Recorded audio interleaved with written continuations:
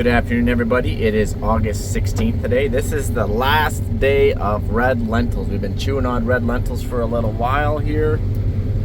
These things are running around 10 bushels an acre. This is the instant going through the combine. That's the moisture. This field will probably average a little more than 10 bushel an acre. But as you can tell, it's not an awesome looking crop. If you can see between the rows, that's not good. But like I said before in the last video, we had like 0.8 or basically a bushel last year of red lentils, or maybe less in some areas. So this is just about like 9 or 10 times better, the red lentil crop, than last year. So how often can you go into a field and be like, this crop was 10 times the crop it was last year? Not very often. So there's a lot to be thankful for, and we're thankful that it is better than last year. There's still lots of badger hole. Whoa! Barely got that header lifted up in time for that. You probably missed it. Don't worry. There's another one there and another one right there. This one I think we can get over. This one we have to lift over. If you don't lift over them, you will take that dirt and scoop it right into your combine, and then that is kind of bad news bears. So obviously with a poor crop, it's hard not to crack some of your lentils. So we are cracking a few because the combine is just running empty, right? It's running empty. If you can fill the combine, then it clears right out and it actually will produce you a great looking sample. Now, we can't fill the combine at all in lentils, and you couldn't fill the combine probably with lentils on an average year because lentils are not a lot of straw to them, and you desiccate them, which means it dries the straw out, so it busts through the combine pretty quickly. But this year is exceptionally bad, as after all, it is dry and there's not a lot of crop here. But where I'm going with this is when we go into our sloughs, don't worry, I'll try and point one or two out.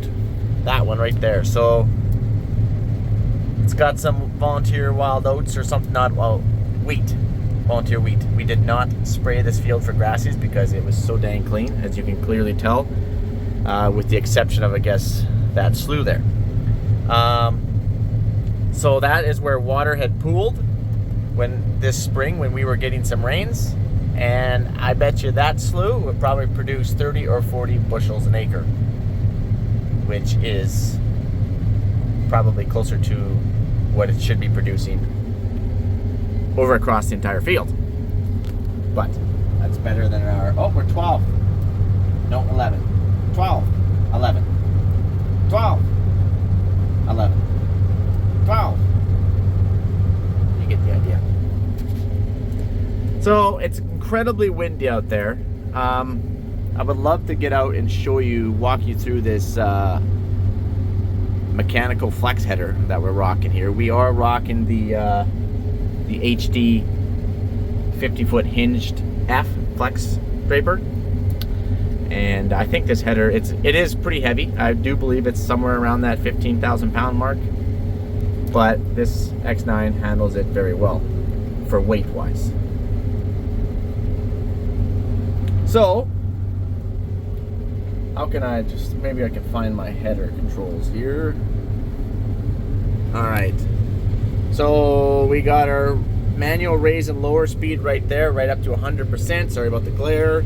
We got our tilt speed up to 100%. That means I can manually take control and if I want to go over a badger hole or a gopher hole or something like that. So these are just the different sensitivities that I'm running. I'm running my draper speed very slow. You don't need it to be going 100 mile an hour. And this here is very important. So this is your wings. Now let's just do a little bit of a refresher on this header in general. So your wings kind of start here, right? See that there's a pivot point right there. See that? Perfect. And then also right there on the other side. Oh, I just hit my flasher here. Oh, perfect. Now I lost my train of thought. Mike, are you just overlapping like hardcore? Yes, I am. But I'm actually on a line, and I was on the edge of my header back there. So that tells you that that grass strip is about this much off so far. So so we're online. Don't get distracted like I do. Anyways, so from this point to this point, this center section is not flex. It does not have a flexible cutter bar. To my knowledge, it is solid. Okay, and then the wings hinge on this piece, and then there is an actual adapter in here, right there goes across, which I think has around 4 or 5 inches, don't quote me on that, of play, kind of like the honeybees do. They have that adapter, and the header can float on the feeder house. Okay, so this John Deere has the same sort of thing, plus the wings will float from this centerpiece. Wing will float like a MacDon, very similar to a MacDon, and but the cutter bar from here to there is full flex, but it's mechanical. Okay, important to note that. So how do we set this header when we're in pulses if this is rigid and your wings are a flexible cutter bar, but your wings also float? How do we set that? And we're going to talk about that as soon as I make this headland corner. All right, so this little button right here, this adjusts our header height. Okay, so I can manually adjust that, and I am running. Oh, see if you can see this. I'm running on button number 3, and I'm at 7. Okay. Mike, what does 7 correspond to? Well, it's not 7 inches because I'm not 7 inches off the ground, but whatever it is, it's at 7. Okay, so let's just use 7. So I'm on button number 3. Number 1 is my button for my headland, and 2 is, well, it's actually a little different height, but we won't go into that right now. We're just going to use number 3, and I have my wings set at very light. Okay, so what that means is they're very floaty. So if you were to go up and over a hill, they would probably float coming back down, and it would leave product. So if you were in really, really rolly land, you would probably want to put more weight on this. So you could go to light, typical, maybe just run it typical. Otherwise, it's going to be like an airplane. It doesn't want to come down. It will gradually come down, but that is how it is run. If you want to go very heavy, it is like a hill goes down, that header is like right down with it. Hill goes up, goes down, header goes right down with it, all right? But it's also incredibly hard on your wings and your pressure because it is putting a lot of pressure on your skid pads. Mike, is it putting pressure on the skid pads, or is it putting pressure on those caster wheels, those gauge wheels out there? Because it's clearly moving. You're right, it is moving, but you could run that over your hand and it wouldn't hurt because it's barely touching the ground, okay? It's barely touching the ground. So don't get distracted by that. Those wheels are for rigid mode. We are in flex mode, okay? Now, so this is the general height of my header, okay? But it really only corresponds to the center section, and then I run my wings off of this. Now, I was running just the standard very light. See, we'll go into the information here. Okay, we can, oh no, that's not actually what I want to do. I want to go to advanced tuning. So I'm running 10%, and that's almost too heavy. So I think you got to reset this every day. So I like to run at about 7%. 7% takes some of the wear off those end skid pads, and it just floats it just a little bit more. You could, if you ran at like 3%, you would pick this header pretty much right off the ground, okay? So that's what you're trying to do. You don't want to be right off the ground because it's not going to cut those lentils very good. But now notice how my wheels slowed down because I went to 7%, which I should have been at 7% all day because that's where I kind of like to be. So the lower that number, the lighter and more in the air this header is. So if you were running at, say, heavy or typical, you would burn those skid plates, those poly skid plates, which are yellow underneath your header. They're designed to run on the dirt, but they are designed to run on the dirt. But if you put that much pressure on them, it's like going like this. And it's just gonna burn those puppies right off, and they're freaking expensive, all right? You could blow a couple $100 a skid plate pretty stinking easy. I just picked up some rivets, and I can't remember how many rivets one skid plate takes, but I just picked up rivets from John Deere. I got 4 little packs of rivets, 50 pieces to a pack. 4 packs, 50 each, for $500. 4 little measly packs. Okay, because the rivets are small.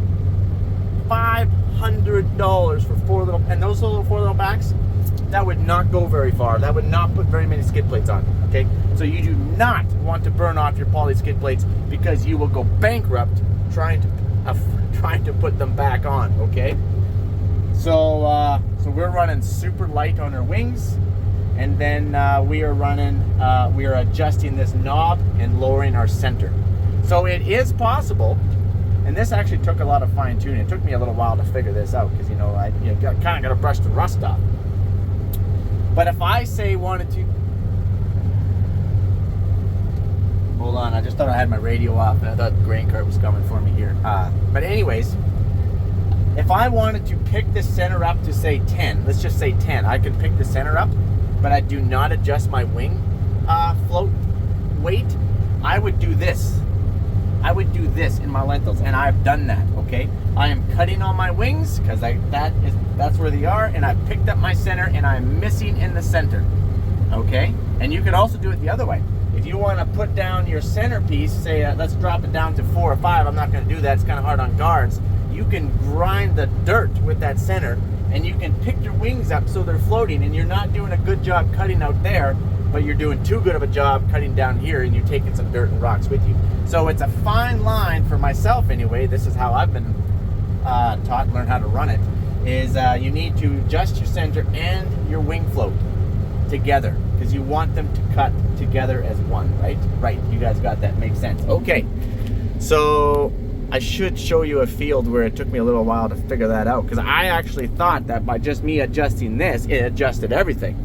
But then I kept picking it up. I'm like, man, I'm just cutting too much out there. I can see skid plate wear. You should never see skid plate wear. See that flat? You can see the lines? That's skid plate wear. That means there's too much pressure on those poly pads out there because we were running 10%. Notice you don't see it now at 7%. You see it over on the other pads at 10%.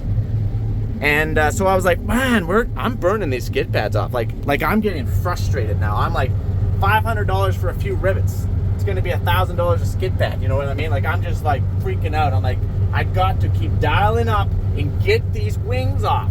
But then when I was doing that, I'm just doing this. I'm picking up the center and I'm not touching the dang wings. So then I went in and started doing advanced tuning, and then I could bring up my wings. And I'm like,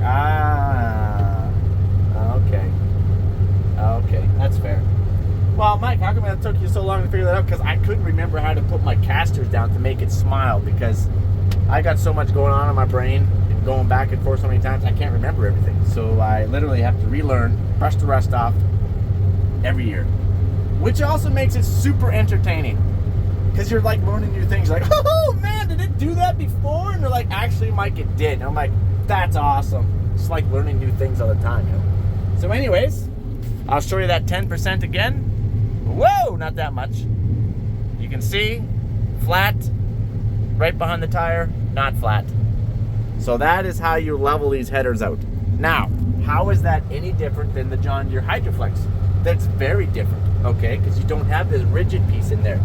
When you're running those 645s or the 745s, everything is off this little knob here. Everything is off the little knob. If I'm like, oh, I'm seeing skid wear, we don't want to see skid wear. No one wants to see any skid marks, right? You don't want to see that sort of thing.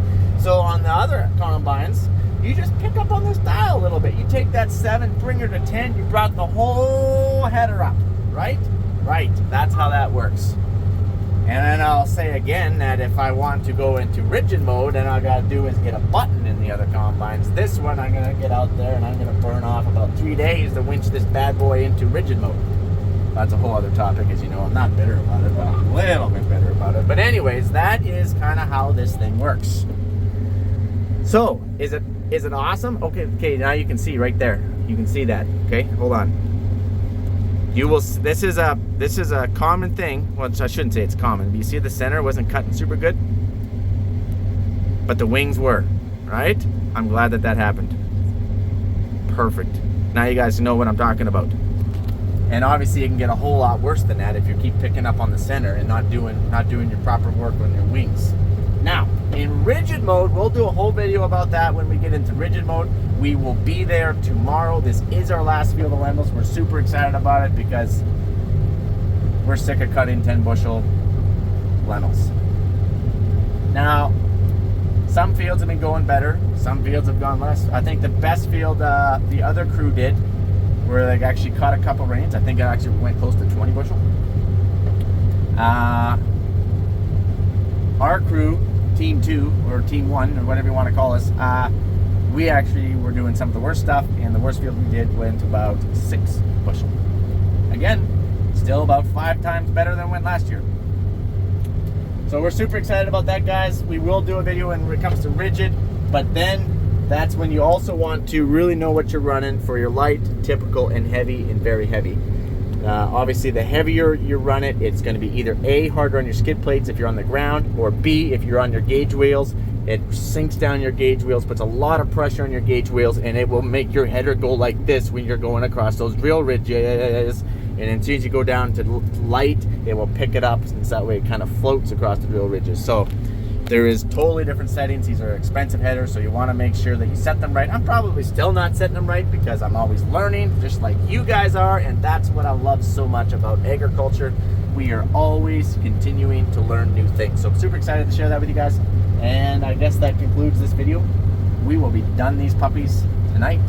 We're gonna have to replace some sections, which is some the knives, the sickles, whatever you want to call them, and some guards, because the lentils have been kind of hard on them. I did break 1 guard and 4 sections so far today. Not today, sorry. Over the course of this year on the lentils, and that's really saying something, because I didn't break a single guard or section all year last year. But also, my settings maybe weren't quite where they should have been. So now we're off to the races. I do not expect to break anything. So we did get our sensor fixed. Remember when the rotor sensor kept keeping us from engaging? Well, it actually progressively got worse. Hold on here, what's going on? Oh, no, we're still online. It actually progressively got worse, and it actually literally shut my thresher off going down the field like this, and then it wouldn't engage anymore. So we had to get the tech out. He put us in a new sensor, and we are off to the races. So far, no more issues, I don't think, but the harvest is young. So we have had some issues with the S-Series, our older ones, not the new ones, our older ones. We had one tensioner break off, and it pulled the belt into a hydraulic hose and cut the hydraulic hose on one. And we had a def issue on another one. I think it was a def pump. Don't get me going on that. And I'm pretty sure we had one other issue on another one, but I can't think of it right now. So like I said, when you're first starting harvest or seeding, you're always trying to work out all the kinks, like, because you know we work on these older combines all ourselves, even the new ones we do. And if you forgot to tighten a nut, or forgot to put a bolt in somewhere, or maybe forgot something, that first couple days out is when you're going to find it. So I think we got everything ironed out now. Hopefully everything seems to be running and purring well, and I look forward to doing some more videos with you guys. So I'll catch you on the flip. Adios, amigos.